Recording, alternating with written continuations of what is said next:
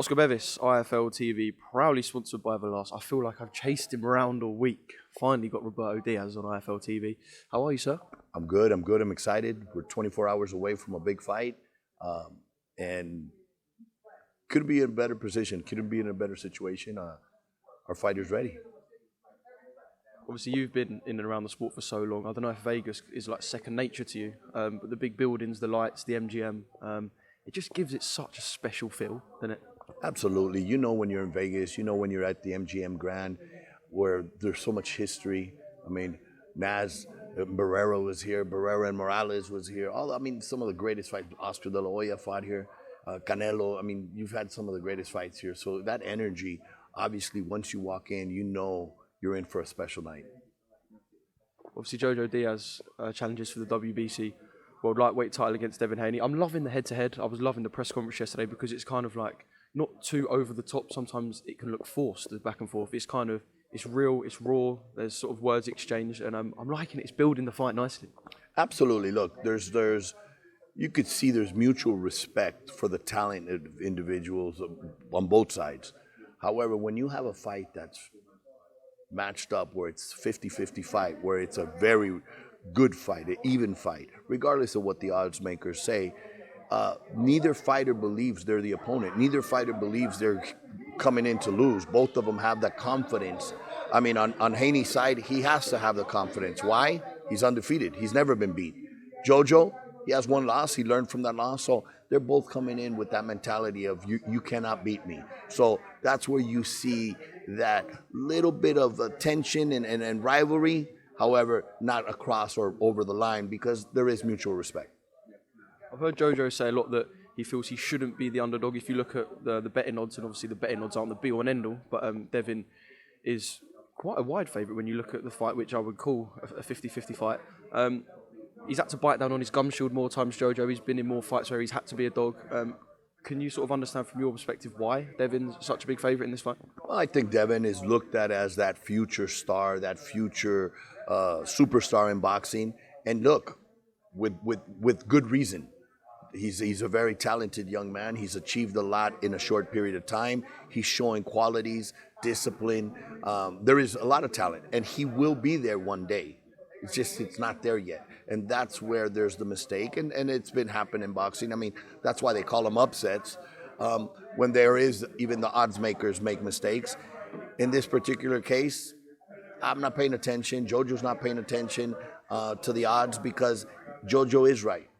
It's more of an even fight, or he should be the favorite. He has the amateur pedigree. He was an Olympian, and he has the professional experience that Devin still doesn't have. I mean, he is, like I said, a young, talented world champion, but he hasn't been through the fire. He hasn't been cut nasty like Jojo was in the second round of the Tevin Farmer fight.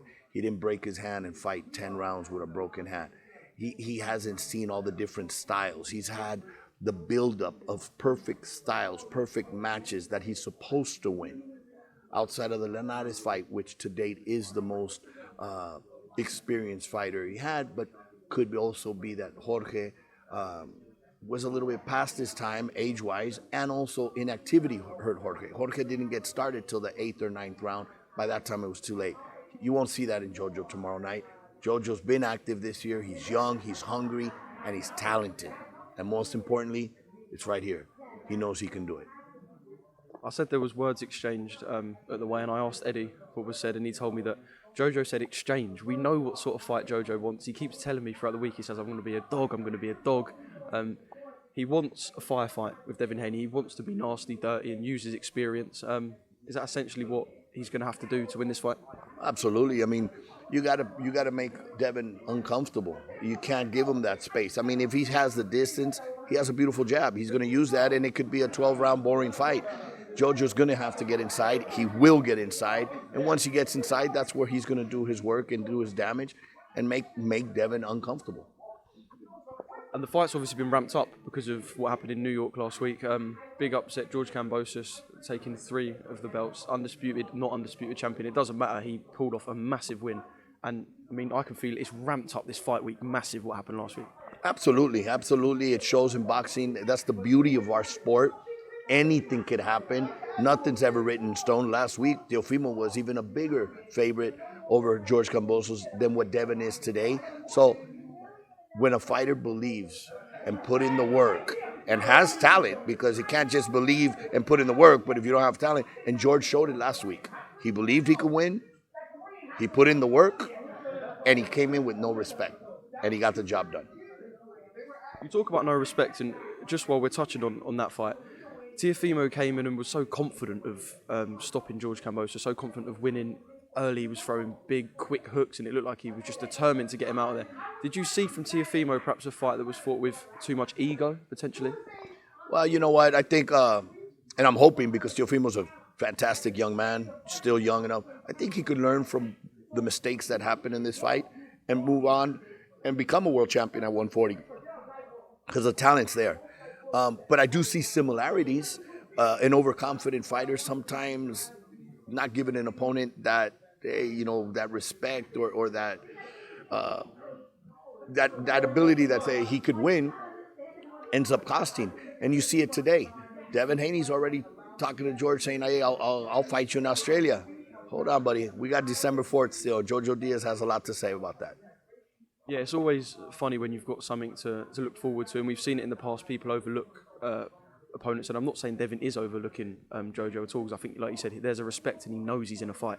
But when you've got sort of the prize, George, there, there's money, there's belts, there's legacy. When you've got that prize there, how distracting is that for a fight? Obviously, you've been around Jojo. Do you have to sort of keep the fighters' feet on the ground? Because let's be honest, whoever wins this is going to make big money and is going to be in a massive fight. So the prize is there and they can see it, but you also have to keep them grounded. Absolutely. No, Jojo, I mean, we've been talking for a few weeks now, and Jojo knows it's this moment. Don't look past anything. It's Devin Haney, December 4th, and that's it. Obviously, if things go right and his hand is raised like we believe it will be, then there's obviously some big things. But right now, his focus is only Devin Haney. All right, Roberto, thank you very much for giving me some of your time. Just a quick coverage of the fight on Saturday, which we're really looking forward to, and last week's events in New York. And fingers crossed we get a brilliant fight, because on paper it's fantastic. The build-up's been good, and I'm really looking forward to it. Absolutely. Tomorrow night, don't miss it on the Zone.